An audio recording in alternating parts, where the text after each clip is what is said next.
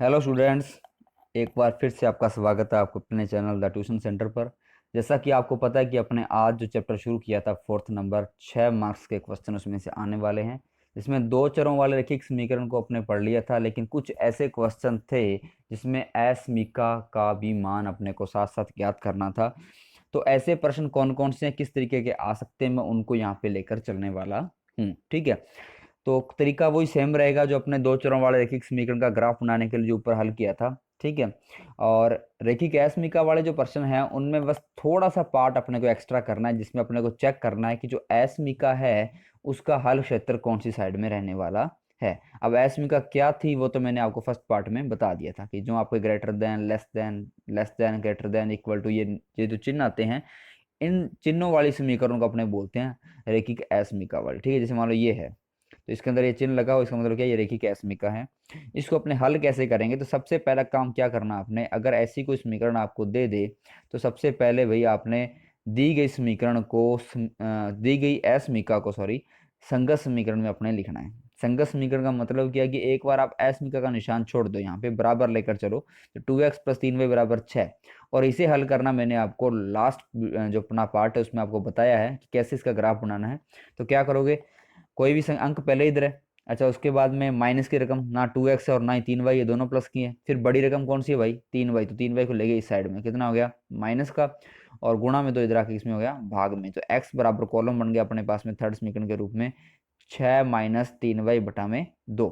अब क्या करना भाई, आप अच्छी तरह से जानते हो कि अपने y का मान अपनी तरफ से लिखेंगे और x का मान अपने आप आता जाएगा। जैसे मैं यहाँ पे नोट करवा दूं, देखो कि मैंने y का मान अपनी तरफ से लिखा जी 0।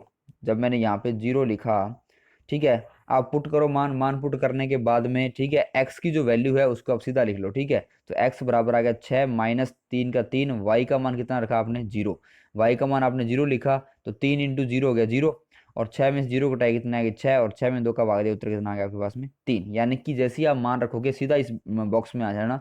ठीक है, फिर यहाँ पे y की जगह पर जो आप लिख रहे हो वो लिखते जाना, अपना आप आपको आंसर आता जाएगा। जैसे आपने y का मान 2 माना, तो जैसे ही मान 2 माना तो x बराबर 6 माइनस, ये 6 का 6 माइनस का माइनस, 3 का 3, और y की जगह क्या लिख दिया 2, तो 3 दूनी 6, 6 में से 6 के बच गए 0, 0 में 2 का भाग दिया 0।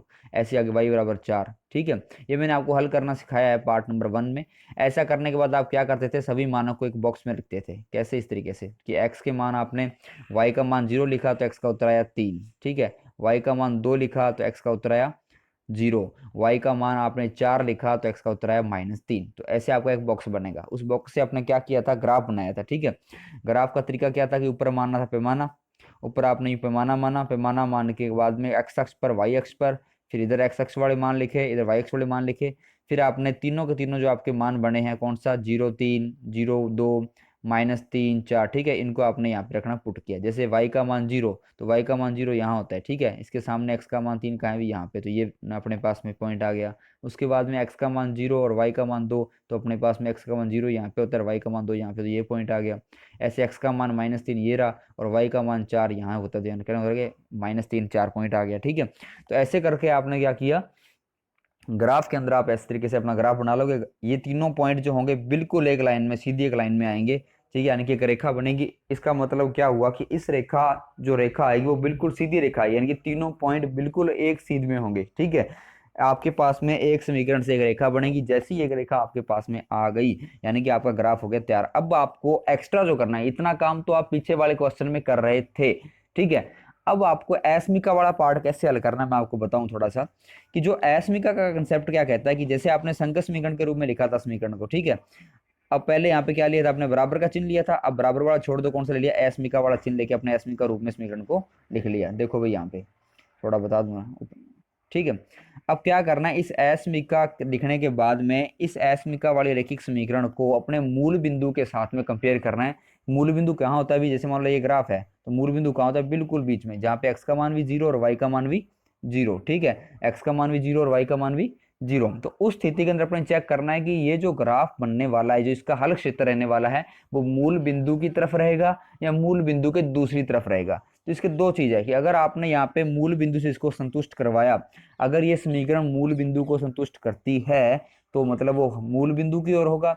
अगर मूल बिंदु को संतुष्ट नहीं करती तो वो दूसरी ओर होगा। जैसे मैं आपको बताऊं, देखो यहाँ पे 2x + 3y < <6, यानी कि मूल बिंदु स्थिति चेक की अपने, तो क्या हुआ, यहाँ पे x का मान 0 लिखा, y का मान यहाँ पे 0 लिखा। तो जैसे यहाँ पे 0 का सारा क्या हो गया, ये 0 हो गया, ये 0 हो गया, तो ये हो गया 0 < <6। किसका मतलब क्या है कि 0 है वो 6 से क्या है, छोटा है। तो बिल्कुल सही बात है भाई, यानी कि ये संतुष्ट कर रहा है। यानी कि अगर ये संतुष्ट कर रहा है तो इसका हल क्षेत्र क्या होगा, मूल बिंदु की ओर होगा। जैसे मैं आपको दिखाऊं यहाँ पर कैसे, कि ये आपने लाइन बनाई थी और ये आपका है मूल बिंदु, ठीक है। तो इस लाइन का जो हल क्षेत्र है वो किस साइड में होगा, आपने मूल बिंदु की ओर इस तरीके से कर दिया।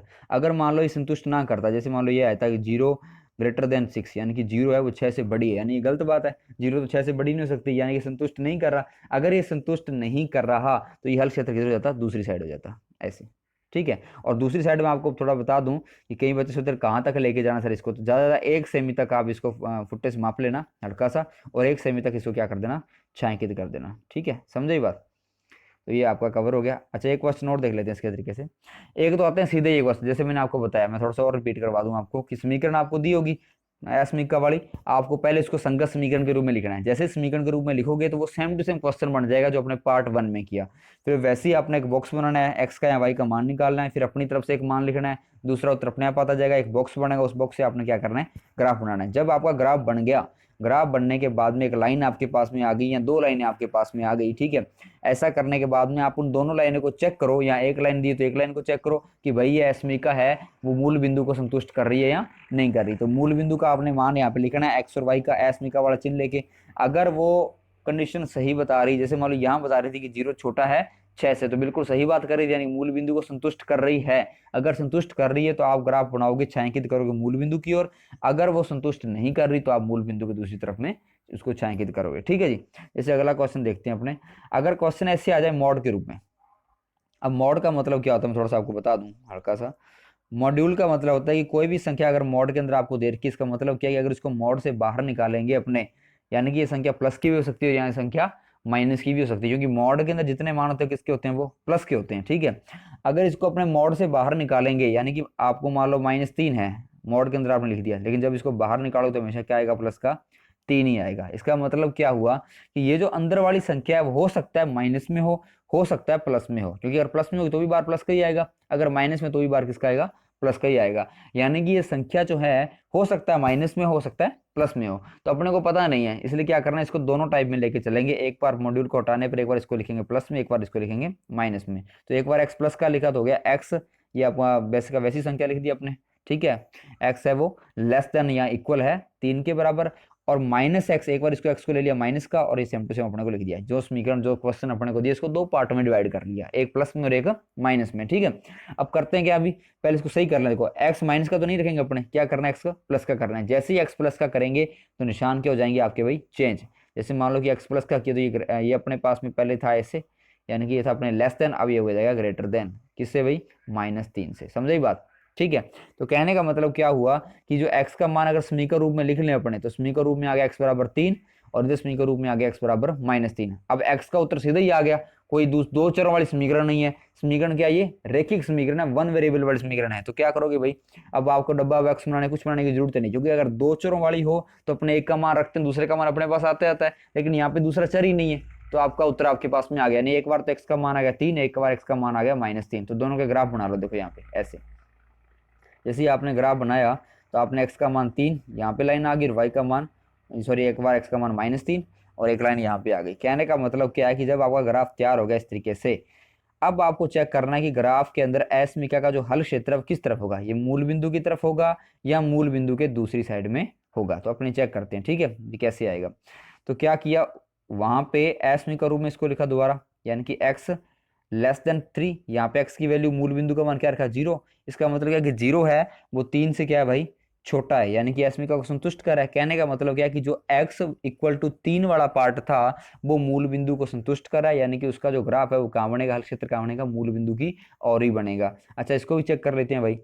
देखो यहाँ पे x की वैल्यू आपने 0 रखी है एस्मिका रूप में लिखने के बाद में, अब ये कह रहा है 0 है वो ग्रेटर देन -3, यानी कि जो 0 है वो -3 से बड़ा है। तो ये बात भी सही है, क्योंकि 0 हमेशा माइनस वाली संख्या से क्या होती है, बड़ी होती है, यानी कि ये भी सही कह रहा है, यानी इसका ग्राफ भी क्या बनेगा, मूल बिंदु की ओर ही बनेगा। तो क्या किया, दोनों का हल क्षेत्र कहाँ बन रहा है अभी, मूल बिंदु की ओर ही बन रहा है, तो आपने क्या किया, दोनों को मूल बिंदु की ओर क्या कर दिया, छायांकित कर दिया। तो मूल बिंदु यहाँ है, तो ये सारा छायांकित इस साइड में, इसका भी छायांकित की साइड में, इस साइड में। अगर मान लो दोनों में से किसी एक का भी मूल बिंदु की दूसरी साइड हो जाता, तो आप उसको दूसरी साइड में छायांकित करते। तो समझ आ गई बात जो मैं कह रहा हूँ, यानी कि सवाल आपका सेम है पार्ट 1 वाला, बस एसमीका वाला पार्ट थोड़ा सा अलग है। उसमें आपने क्या करना है, मूल बिंदु से इसको संतुष्ट करा दो, यानी कि जो एक्स वाई वाली संख्या है उसको सारे का मान 0 कर दो, फिर चेक करो कि संख्या है वो ग्रेटर देन या लेस देन जो भी चिन्ह आपको दिया हुआ है, क्या वो संतुष्ट कर रहा है कि नहीं कर रहा। अगर वो सही तरीके से संतुष्ट कर रहा है मूल बिंदु को, तो आपने मूल बिंदु की ओर छायांकित करना है। अगर नहीं कर रहा, तो आप करोगे जी मूल बिंदु के दूसरी साइड में छायांकित। ठीक है जी,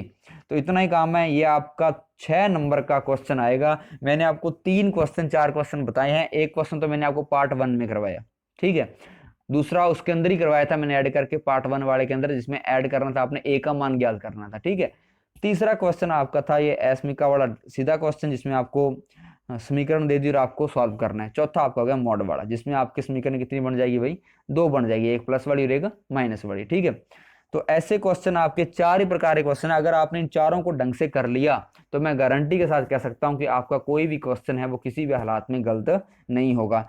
फिर भी अगर किसी बच्चे को लगे कि सर मेरे समझ में नहीं आया, या मेरे को पता नहीं लगा सर कैसे करना है, कहीं भी किसी पार्ट में आपको दिक्कत आ रही है, कुछ भी समझ में आपको नहीं आ रहा है, मेरे को कमेंट बॉक्स में या व्हाट्सएप पर आप मेरे को मैसेज कर सकते हैं। करने के बाद जो भी आपकी समस्या होगी उसको मैं दोबारा से उसका एक वीडियो बना के अपने डाल देंगे, चाहे वो अपने को बोर्ड पर करवाना पड़े, कैसे भी पॉसिबल करना पड़े। मेरा मेन फोकस है कि आपको बस समझ में आना चाहिए। ठीक है, अगर आप चाहे वीडियो 10 बंदे देख रहे हो, चाहे 20 बंदे देख रहे हो, चाहे ज़्यादा देख रहे हो, जितने भी लोग इस वीडियो को देख रहे हैं, उनको एक जो क्वेश्चन है वो ढंग से समझ में आना चाहिए। जब तक समझ में नहीं आएगा तब तक अपने आगे बढ़ने वाले नहीं है। तो ठीक है, ज़्यादा से ज़्यादा इस वीडियो को शेयर कीजिए अपने सहपाठियों तक, ताकि उनका भी थोड़ा फायदा हो उसके भाई, और मेरा थोड़ा भला हो जाए। ठीक है, कोई सब्सक्राइब, कोई व्यूज़ वगैरह बढ़े, ऐसा कुछ नहीं है। आप बस करते रहिए, सीखते रहिए जहां तक आप सीख सकते हैं। ठीक है, जो कुछ भी समझ में नहीं आता बस मेरे को बताते जाइए, ताकि मैथ है वो मैथ आपके लिए इजी सब्जेक्ट के रूप में सामने आए। तो आज के लिए आप सभी को इतना ही। अपना चौथा जो चैप्टर है 6 अंक वाला, दोनों पार्टों मैंने कंप्लीट करवा दिया है। अगर कोई बच्चा ये दोनों पार्टों की वीडियो को कंप्लीट करता है, तो 100% श्योर कि उसका एग्जाम में ये 6 नंबर का जो क्वेश्चन है वो किसी भी हालात में गलत नहीं होने वाला है। तो आज के लिए इतना ही, धन्यवाद।